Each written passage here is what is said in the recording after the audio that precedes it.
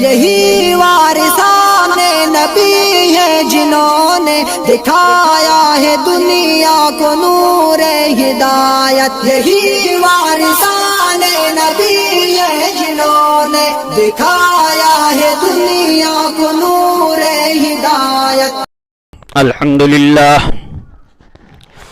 الحمدللہ وکفا والصلاة والسلام علی عباده الذین اصطفا،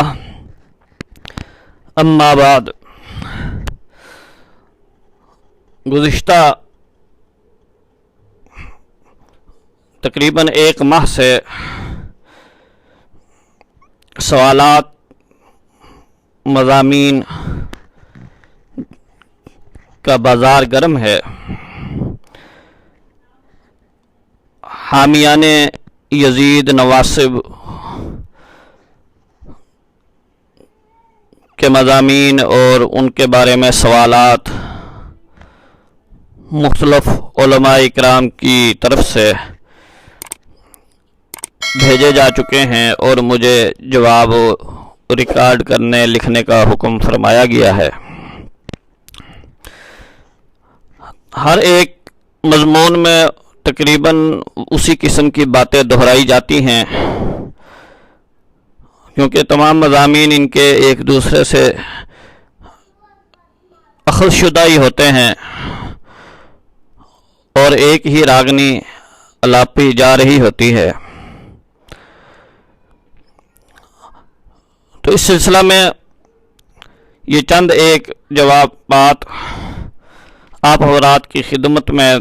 قسط وار پیش کروں گا،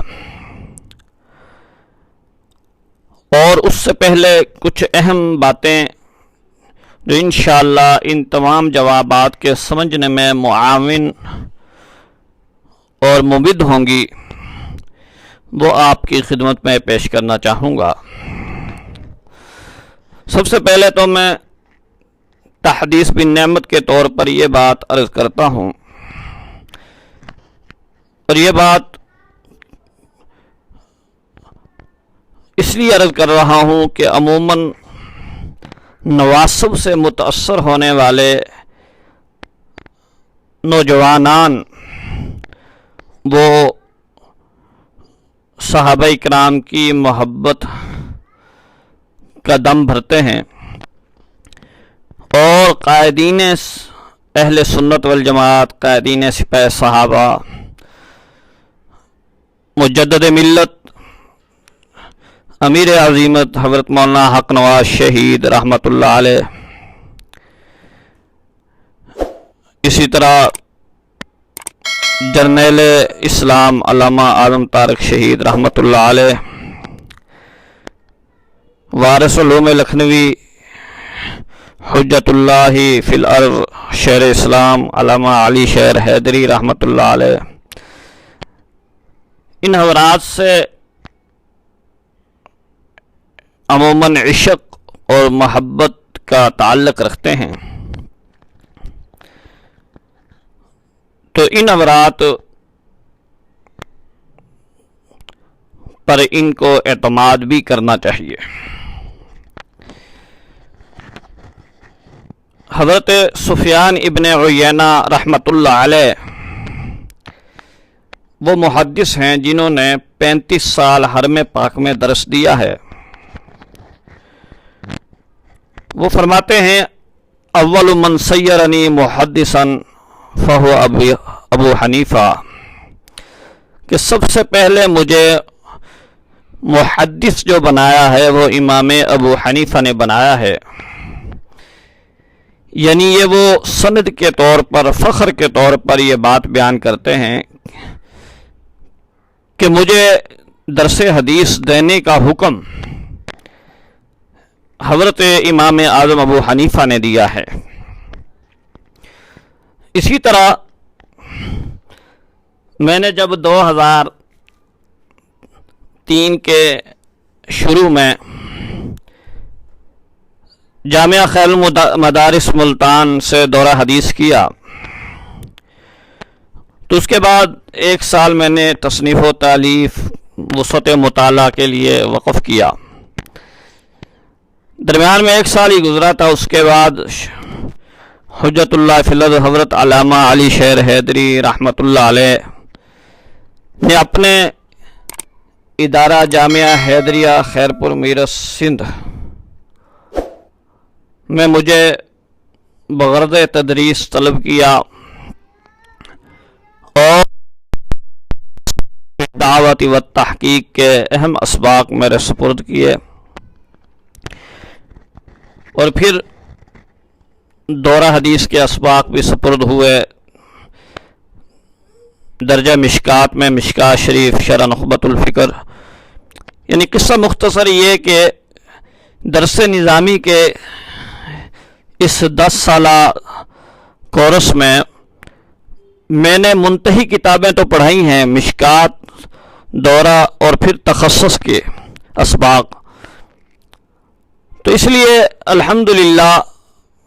یہ مجھے اعزاز حاصل ہے کہ میری تدریس کی ابتدا تخصص کے طلباء کو پڑھانے سے ہوئی ہے، اور مجھے اس مسند پہ اس کام کے لائق شیخ اسلام علامہ علی شیر حیدری رحمۃ اللہ علیہ نے سمجھا اور یہ امور میرے سپرد کیے۔ تو اس لیے ہمارے جو نوجوانان ان مسائل میں الجھے ہوئے ہیں، ان کی خدمت میں یہی گزارش کروں گا کہ اگر بڑے حضرت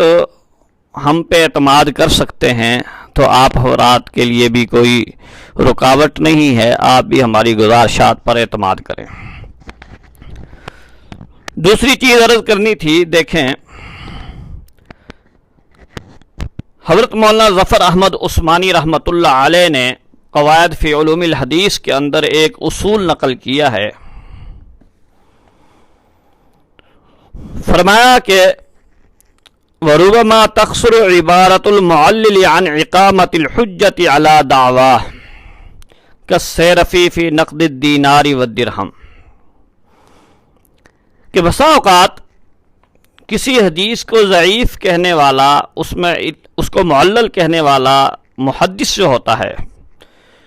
آپ اس سے اگر دلیل طلب کریں گے وہ آپ کو دلیل نہیں دے سکے گا۔ یہ اسی طرح ہے جس طرح اس زمانے میں چونکہ دینار سونے کے ہوتے تھے، درہم چاندی کے، تو جس طرح جو آدمی ماہر ہوتا ہے سونے کا، چاندی کا، وہ ہاتھ لگاتے ہی پرکھ جاتا ہے کہ یہ سونا صحیح ہے، یہ چاندی ٹھیک ہے اور یہ غلط ہے، یہ کھوٹ والی ہے۔ اب اگر آپ اس سے دلیل پوچھیں تو دلیل نہیں دے سکے گا، لیکن اس کا تجربہ اتنا ہو چکا ہوتا ہے کہ وہ سونے کی صحیح جانچ پرکھ کر لیتا ہے، چاندی کی جانچ پرکھ کر لیتا ہے۔ اسی طرح محدث حدیث کو دیکھ کر پہچان جاتا ہے کہ یہ حدیث صحیح ہے یا ضعیف ہے۔ قال ابن مہدی معرفت علم الحدیث الہام، ابن مہدی فرماتے ہیں علم حدیث کی معرفت الہام ہے۔ لو قلت لعالم بعلل الحدیث من این قلت ھذا لم یکن له حجۃ، اگر آپ علل حدیث کے کسی عالم سے یہ پوچھیں گے کہ آپ نے یہ بات کہاں سے کہی تو وہ آپ کو دلیل نہیں دے سکے گا، لیکن بات اس کی درست ہوگی، کیونکہ اللہ تعالیٰ نے جو ایک عرصے تک اس فن کے اندر خدمت کرتا ہے، اللہ تعالیٰ اس کو ایک فہم اور الہام عطا فرما دیتے ہیں، جس کی بنا پر وہ احادیث کی صحت اور ضعف کو پرکھ لیتا ہے۔ یہ قواعد فی علوم الحدیث صفحہ 50 پر یہ اصول موجود ہے۔ تو میرے دوستو، جب حدیث جو ہے اس کا مقام بلند ہے اور اس میں بھی محدث کا ذوق، اس کا الہام، یہ چیزیں حجت مانی گئی ہیں، تو تاریخ تو اس سے کم درجے کی ہے۔ تو جب تاریخی روایات کو مورخین، محدثین، ائمہ علم کلام، امت کے جل قدر علماء بطور روایت کے لے رہے ہوتے ہیں اور اس سے استدلال کر رہے ہوتے ہیں، تو یہ اس بات کی دلیل ہوتی ہے کہ ان کے ہاں یہ روایت ٹھیک ہے۔ تو جب ان کے ہاں روایت ٹھیک ہے، اگرچہ آپ اس سے دلیل مانگے تو وہ دلیل نہ پیش کر سکیں گے، لیکن ان کا الہام، ان کی فہم یہ بتا رہی ہوتی ہے کہ یہ روایت ٹھیک ہے، اس بنا پر وہ ایک نظریے کی بنیاد رکھتے ہیں۔ نیز حدیث کا درجہ بلند ہے، تاریخ کا درجہ اس سے کم ہے۔ حدیث کے اندر راوی کا عادل ہونا اور اس طرح کی اور شرائط پائی جانی ضروری ہوتی ہیں، لیکن تاریخ جو ہے اس کے بارے میں رسول اللہ صلی اللہ علیہ وسلم کا ارشاد ہے، حدثوا عن بنی اسرائیل ولا حرج، کہ تم بنی اسرائیل سے بھی روایات کر سکتے ہو۔ علماء نے لکھا ہے کہ بنی اسرائیل کی وہ روایات کہ جو قرآن و حدیث کے موافق ہوں گی وہ لے لی جائیں گی، دوسرا وہ جو مخالف ہوں وہ چھوڑ دی جائیں گی، تیسرا وہ جو روایات جن سے قرآن و حدیث خاموش ہیں ان کو بھی لے لیا جائے گا۔ اب اسی طرح جو تاریخ ہے، اگر تو وہ قرآن و حدیث کے اصولوں سے ٹکرائے گی تو وہاں چھوڑ دی جائے گی، لیکن اگر قرآن و حدیث خاموش ہیں یا یہ تاریخ انہی کی تائید میں جا رہی ہے تو پھر لیا جائے گا اس کو۔ تو یہ اصول بھی آپ ذہن میں رکھیں۔ تیسرا، بہت سارے نواسب جو ہیں، ناسبی، یہ اعتراض کرتے ہیں کہ دیکھیے جی تاریخی جو روایات لے رہے ہیں وہ اس میں انقطاع ہے، ہم ان سے یہی گزارش کریں گے کہ ان تاریخی روایات میں اگر انقطاع ہے تو جناب خود کی ان کی کتابیں جو بھری ہوئی ہیں، وہاں کبھی ابن حجر سے لیتے ہیں، وہ جو 7ویں صدی کے آدمی ہیں، کبھی دوسروں سے لیتے ہیں، تو اب وہ درمیان میں صدیاں جو گزری ہوئی ہیں جن کے اقوال لیے جاتے ہیں، ان حضرات نے لیے ہیں، کتابوں میں نقل کیے ہیں، تو کیا یہاں انقطاع نہیں ہے؟ اگر کہتے ہیں کہ انہوں نے پہلوں کی کتابوں سے لی ہیں ان کے اقوال، انہوں نے ان کی پچھلوں کی کتابوں سے انہوں نے، تو جب کتب سے نقل کیا گیا تو وہاں اگر حجت ہے ابن حجر کی بات، تو اسی طرح یہاں بھی حجت ہے۔ تو لہذا جو ہے یہ علماء کا ایک طریقہ رہا ہے، اور خود یہ ناسبی بھی اپنی کتابوں میں یہی کام کرتے ہیں، لیکن جب اہل حق جو ہے اس طرح کی بات نقل کرتے ہیں تو شور مچانا شروع کر دیتے ہیں، جی انقطاع ہے، انقطاع ہے، بھی انقطاع ہے تو تم بھی تو انقطاع لے رہے ہو۔ اگلی گزارش یہ ہے کہ دیکھیں، ہم سیدنا امام اعظم ابو حنیفہ رحمۃ اللہ علیہ کی فقہ کی جب عظمت بیان کرتے ہیں تو امام اعظم ابو حنیفہ رحمۃ اللہ علیہ کی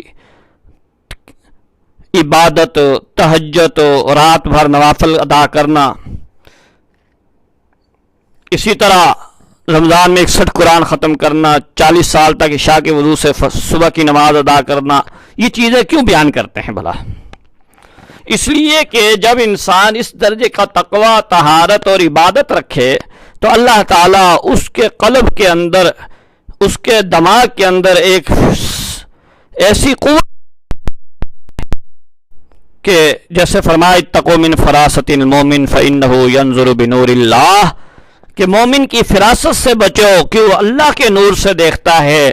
تو امام ابو حنیفہ نے جب اتنی عبادت کی تو اللہ نے ان کو ایسا نور نصیب کیا تھا کہ فقہی مسائل میں ان کا اتحاد عموماً حق کی طرف گیا ہے۔ یہی وجہ ہے اللہ تعالیٰ نے امام صاحب رحمۃ اللہ علیہ کو کی فقہ کو ایسی قبولیت عطا فرمائی کہ ہر دور میں 2/3 مسلمانوں نے اس پہ عمل کیا۔ تو جب یہاں تقوی طہارت کا اثر ہے تو ہم یہی کہتے ہیں کہ آپ اگر موجودہ ناسبیوں کو دیکھ لیں اور اس کے مقابلے میں یزید کو کے فسق کو بیان کرنے والوں کو دیکھیں تو دونوں کے تقوی طہارت میں آپ کو زمین و آسمان کا فرق عبادت میں، ریاضت میں، ولایت میں نظر آئے گا۔ مثلا موجودہ دور کو لگا لے، ایک طرف حضرت مجلف ثانی ہیں، حضرت شاہ ولی اللہ محدث دہلوی ہیں، مولانا قاسم نانوتوی ہیں، مولانا رشید احمد گنگوہی ہیں، حکیم الامت حضرت تھانوی ہیں، حضرت مولانا سید حسین احمد مدنی ہیں، حضرت مولانا قاضی مظہر حسین صاحب رحمۃ اللہ علیہ ہیں، حضرت لاہوری ہیں،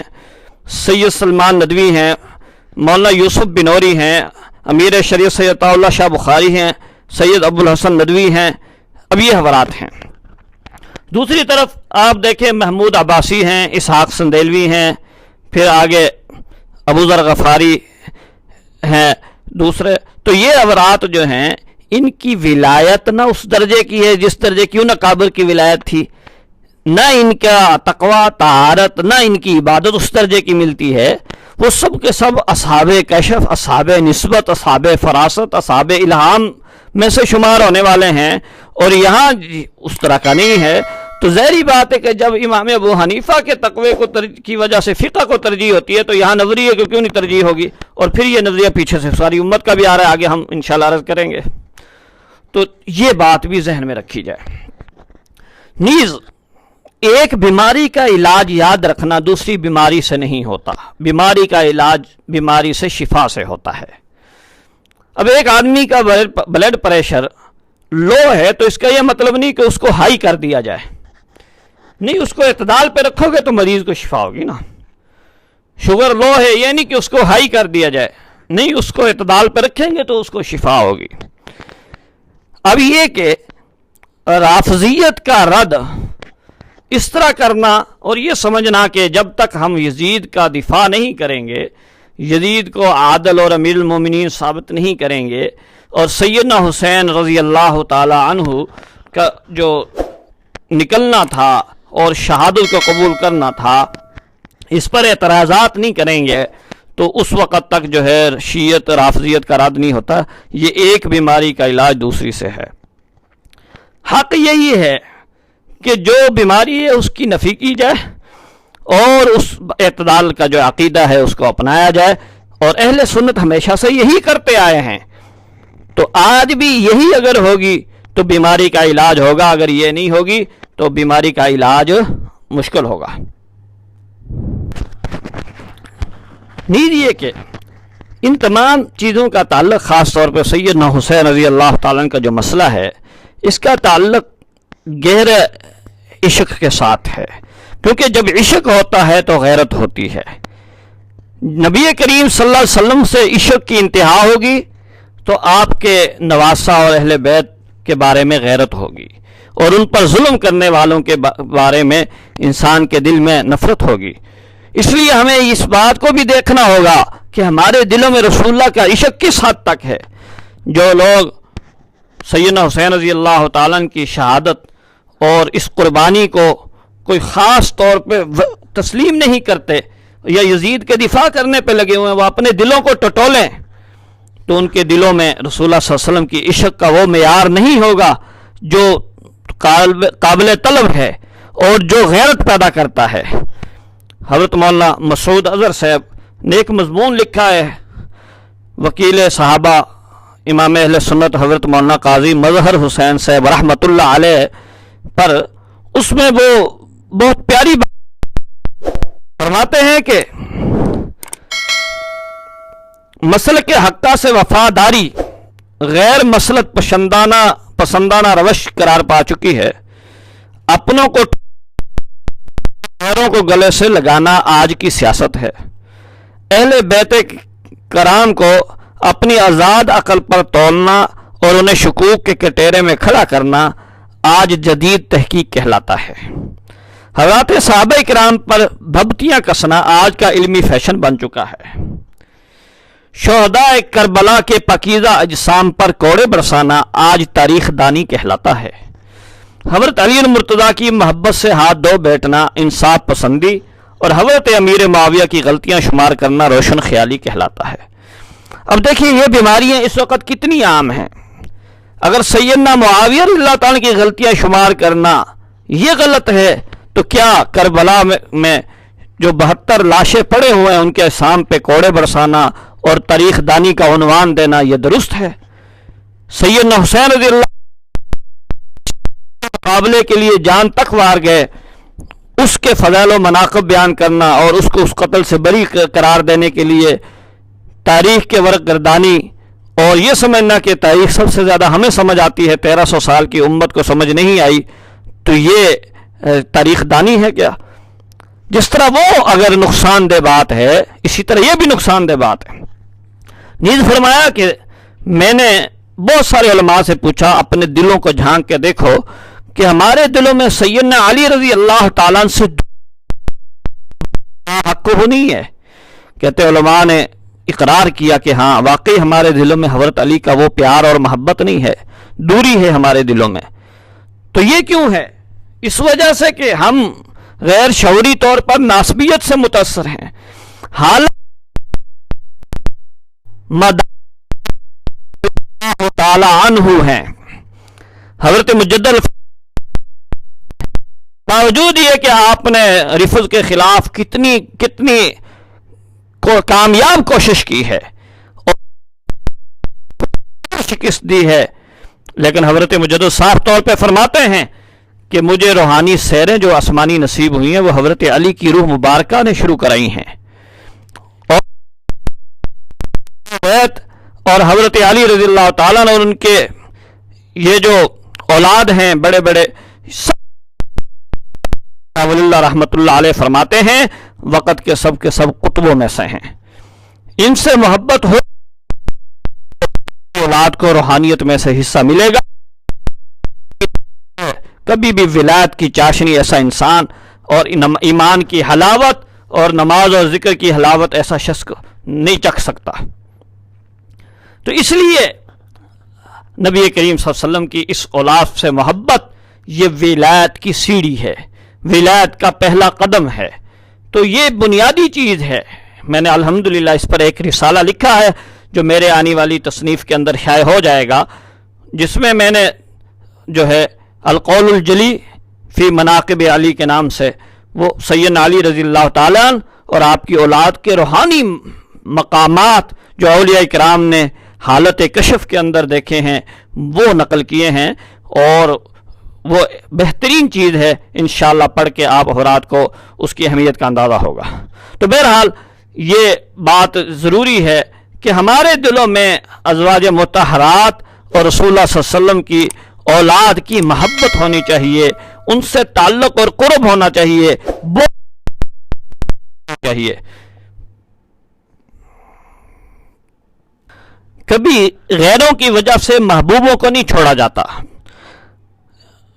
اکابرین کے واقعات میں لکھا ہے، غالباً حضرت مولانا خلیل احمد سہارنپوری رحمۃ اللہ علیہ کا زمانہ تھا،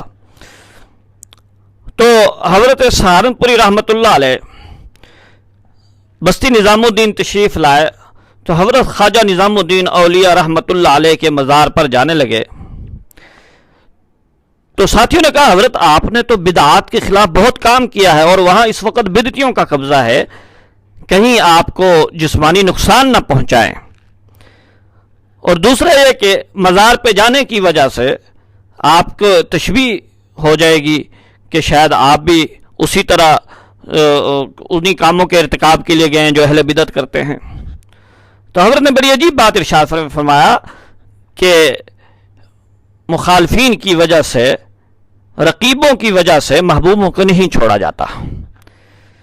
تو کیا ہم نبی کریم صلی اللہ علیہ وسلم کی اس پاکیزہ پر ہماری روحانیت کا مدار ہے، جس پر ہمارے ایمان پر یہ راز بتاتے ہیں، خود حضرت مجدد الفیصانی رحمۃ اللہ علیہ فرماتے ہیں، شیخ سعدی رحمۃ اللہ علیہ کا شعر ہے نا، فرماتے ہیں کہ الہی بحق بنی فاطمہ برقول ایما کنی خاتمہ، کہ اے اللہ اس کے وسیلے سے ہمارا ایمان پر خاتمہ کر۔ حضرت مجدد فرماتے میرے والد محترم، ان کو حضرات اہل بیت سے بڑی محبت تھی، حضور کی اولاد سے بڑا پیار تھا۔ جب عین نزع کا وقت تھا، دنیا سے رخصتی کا وقت تھا، تو میں نے اپنے والد کو پوچھا کہ آپ جو فرماتے تھے کہ حضور علیہ السلام کے اہل بیت اور اولاد سے پیار یہ ایمان پر موت کا سبب ہے، تو اس وقت آپ اپنے آپ کو کس طرح پا رہے ہیں؟ تو انہوں نے عجیب بات ارشاد فرمایا کہ میں اس وقت حضور علیہ السلام کے اہل بیت اور اولاد کی محبت میں اس کے سمندر میں غرق ہوں، یعنی اس کے سمندروں میں اس وقت استغراق کے عالم میں ہوں، یعنی اتنی محبت بڑھ چکی ہے۔ یہ شعر ہمیشہ سے علماء اس کو پسند کرتے آ رہے ہیں اور اس کو راز سمجھتے ہیں ایمان پر خاتمے کا، کہ اگر کوئی آدمی ایمان پر خاتمہ چاہتا ہے تو وہ اہل بیت سے محبت کرے، حضور کی اولاد سے محبت کرے۔ الہی بحق بنی فاطمہ برقول ایما کنی خاتمہ۔ اور دوسرا یہ کہ امام اہل سنت حضرت مولانا علامہ عبدالستار توسوی رحمۃ اللہ علیہ ہر تقریر میں یہ شعر پڑھتے تھے، اور عجیب آپ کا ایک انداز تھا، اللہ نے آپ کی فصیح و بلیغ زبان اور ایک بہت پیاری آواز عطا فرمائی تھی، آپ اس میں پڑھتے تھے، ہم تو اس کی نقل بھی نہیں اتار سکتے۔ تو اس طرح حضرت کا ارشاد ہوتا تھا، شعر پڑھتے تھے، اسلام ما طاعت خلفائے راشدین، ایمان ما حب آل محمد است، یعنی ہمارا اسلام جو ہے وہ خلفائے راشدین کی اطاعت ہے، اور ہمارا ایمان جو ہے وہ اللہ تعالیٰ کے نبی کی اولاد کی محبت ہے۔ تو یہ ایمان ہے۔ یہی وجہ ہے کہ امام طحاوی رحمۃ اللہ علیہ نے جو عقائد پر کتاب لکھی ہے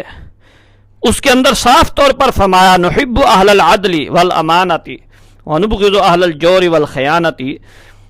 کہ ہمارا یہ عقیدہ ہے کہ ہم اہل عدل اور امانت کے ساتھ محبت رکھتے ہیں اور اہل جور اور خیانت کے ساتھ بغض رکھتے ہیں۔ تو معلوم ہوا کہ سیدنا حسین سے محبت رکھنا ایمان ہے، اور یزید اور اس کے قافلے سے بغض رکھنا یہ بھی ایمان کا حصہ ہے، کیونکہ حدیث پاک اس کی بنیاد ہے، من حب للہ وابغض للہ وعطا للہ ومنع للہ فقد استکمل الایمان،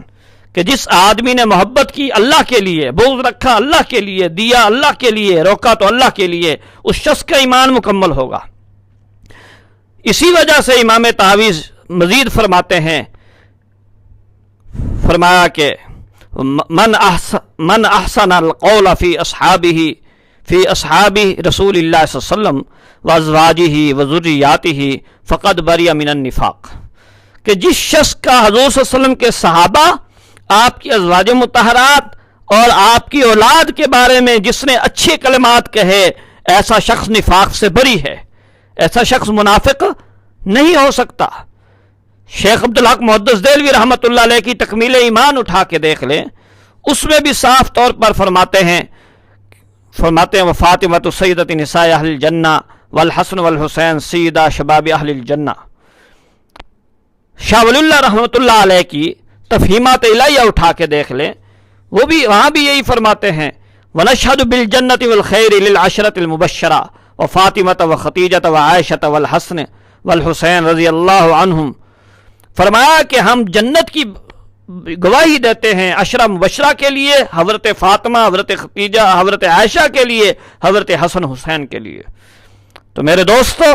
یہ ایمانیات میں یہ چیز شامل ہے، اور ہم اپنے ایمان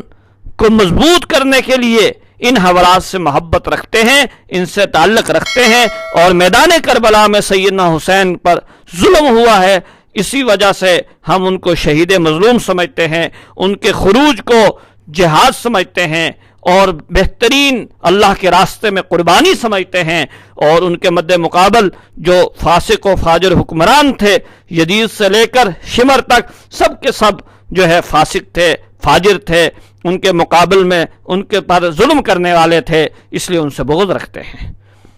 مزید انشاءاللہ میں دوسرے جو ہے نشست میں اگلے اصول اور گزارشات عرض کروں گا۔ اللہ تعالی ہمیں اہل بیت کی سچی محبت نصیب فرمائے، صحابہ کی سچی محبت نصیب فرمائے۔ وآخر دعوانا الحمدللہ رب العالمین۔ اگر آپ ہمارے چینل پر نئے ہیں تو ہمارے چینل کو ابھی سبسکرائب کر لیں اور ساتھ والے بیل کے آئیکن پر کلک کر کے نئی آنے والی ویڈیو کی نوٹیفیکیشن بر وقت حاصل کریں۔